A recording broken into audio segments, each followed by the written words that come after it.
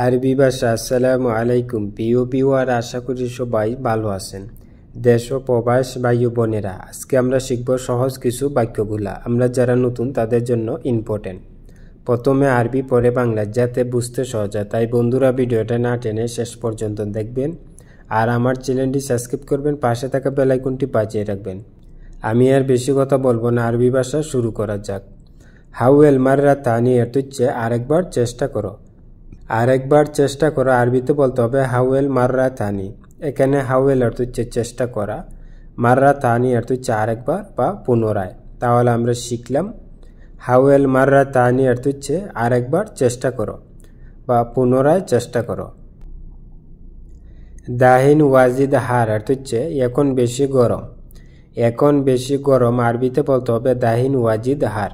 এখানে দাহিন বা আলহিন অর্থ হচ্ছে এখন, ওয়াজিদ অর্থ হচ্ছে বেশি বা জিয়াদা অর্থ হচ্ছে বেশি, হার অর্থ হচ্ছে গরম। তাহলে আমরা শিখলাম দাহিন ওয়াজিদ হার অর্থ হচ্ছে এখন বেশি গরম।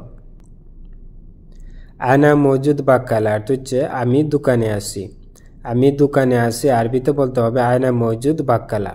এখানে আনা অর্থ আমি, মজুদ অর্থ হচ্ছে আছি, বাক্কালা অর্থ হচ্ছে মুদি দোকান। তাহলে আমরা শিখলাম আনা মজুদ বাক্কালা অর্থ হচ্ছে আমি দোকানে আছি।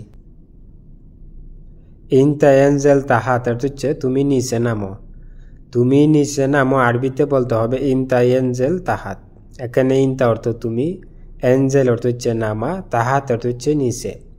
তাহলে আমরা শিখলাম ইনতা এনজেল তাহাত অর্থ হচ্ছে তুমি নিচে নামো। ইনতা কাল্লি হুনাক অর্থ হচ্ছে তুমি থাকো ওখানে। তুমি থাকো ওখানে আরবিতে বলতে হবে ইনতা কাল্লি হুনাক। এখানে ইনতা অর্থ তুমি, কাল্লি অর্থ হচ্ছে তাক বা রাখ, হুনাক অর্থ হচ্ছে সেখানে বা ওখানে। তাহলে আমরা শিখলাম ইনতা কাল্লি হুনাক অর্থ হচ্ছে তুমি থাকো ওখানে।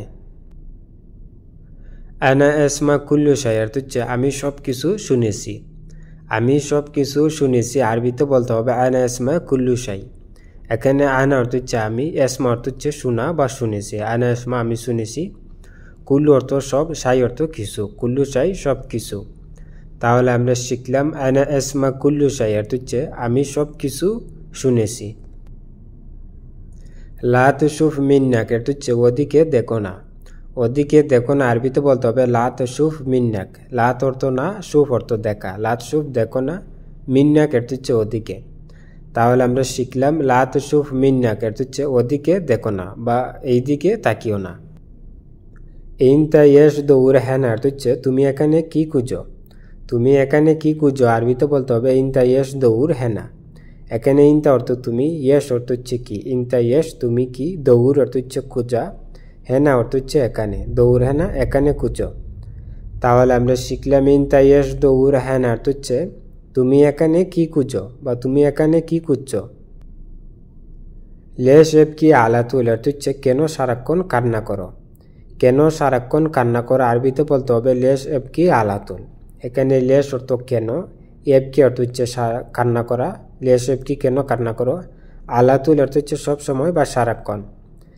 তাহলে আমরা শিখলাম লেশ এব কি আলাতুল অর্থ হচ্ছে কেন সারাক্ষণ কান্না করো বা কেন সব সময় কান্না করো। ইনতা এবগা সুগুল অর্থ হচ্ছে তোমার কাজ লাগবে।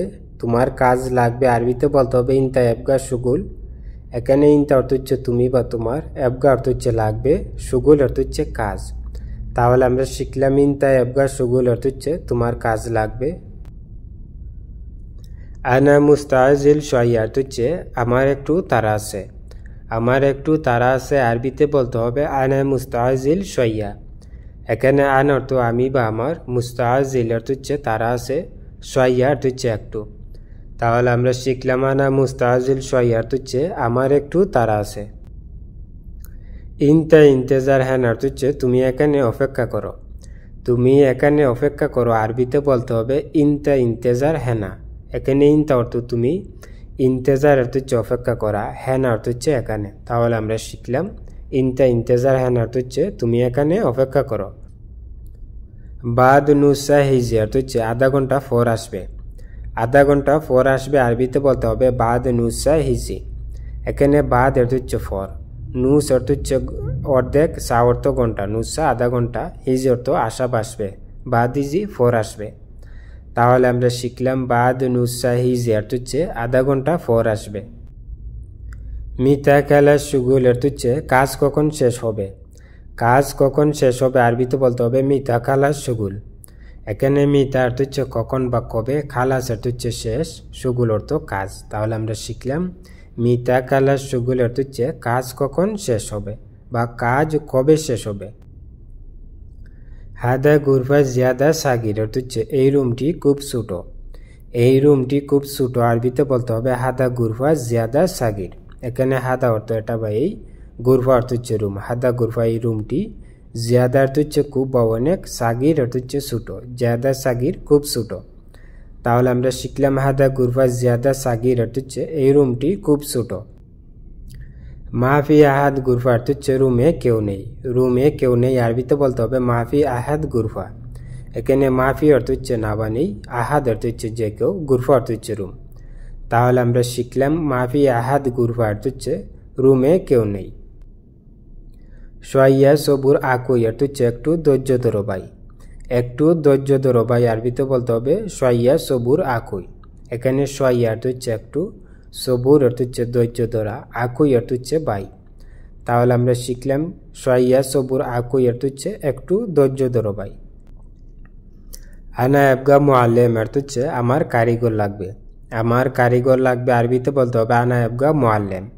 এখানে আনা বা হাগ্গে অর্থ হচ্ছে আমার, এবগা অর্থ লাগবে, মুআল্লিম অর্থ হচ্ছে কারিগর। তাহলে আমরা শিখলাম আনা এবগা মুআল্লিম অর্থ হচ্ছে আমার কারিগর লাগবে। ইনতা রু ফুন্দুক হাদা হাগ্গে সাদিক অর্থ হচ্ছে তুমি ওই হোটেলে যাও, এটা আমার বন্ধু। তুমি ওই হোটেলে যাও, এটা আমার বন্ধু আরবিতে বলতে হবে ইনতা রু ফুন্দুক হাদা হাগ্গে সাদিক। এখানে ইনতা অর্থ তুমি, রু অর্থ যাওয়া বা যাও, ফুন্দুক অর্থ হচ্ছে হোটেল, থাকার হোটেল। ইনতা রু ফুন্দুক তুমি ওই হোটেলে যাও, হাদা অর্থ এটা, হাগ্গে অর্থ আমার, সাদিক অর্থ বন্ধু। হাদা হাগ্গে সাদিক এটা আমার বন্ধু। তাহলে আমরা শিখলাম ইনতা রু ফুন্দুক হাদা হাগ্গে সাদিক অর্থ হচ্ছে তুমি ওই হোটেলে যাও, এটা আমার বন্ধু। ইনতা নফর আলী বাবার শুগুল অর্থ হচ্ছে তুমি কাজে ফাঁকিবাজ। তুমি কাজে ফাঁকিবাজ আরবিতে বলতে হবে ইনতা নফর আলী বাবার শুগুল। এখানে ইনতা অর্থ তুমি, নফর অর্থ হচ্ছে লোক। ইনতা নফর তুমি লোক, আলী বাবা অর্থ হচ্ছে ফাঁকিবাজ বা কামচুর, শুগুল অর্থ কাজ। আলী বাবা শুগুল কাজে ফাঁকিবাজ বা কাজচুর। তাহলে আমরা শিখলাম ইনতা নফর আলী বাবার শুগুল অর্থ হচ্ছে তুমি কাজে ফাঁকিবাজ বা তুমি লোক কামচুর। বন্ধুরা ভিডিও আজ এই পর্যন্তই শেষ করছি। দেখাও বাবার নতুন কোনো ভিডিও নিয়ে। সবাই সুস্থ থাকেন, ভালো থাকেন। অবশ্যই আমার চ্যানেলটি সাবস্ক্রাইব করবেন, পাশে থাকা বেল আইকনটি বাজিয়ে রাখবেন। খুদা হাফেজ।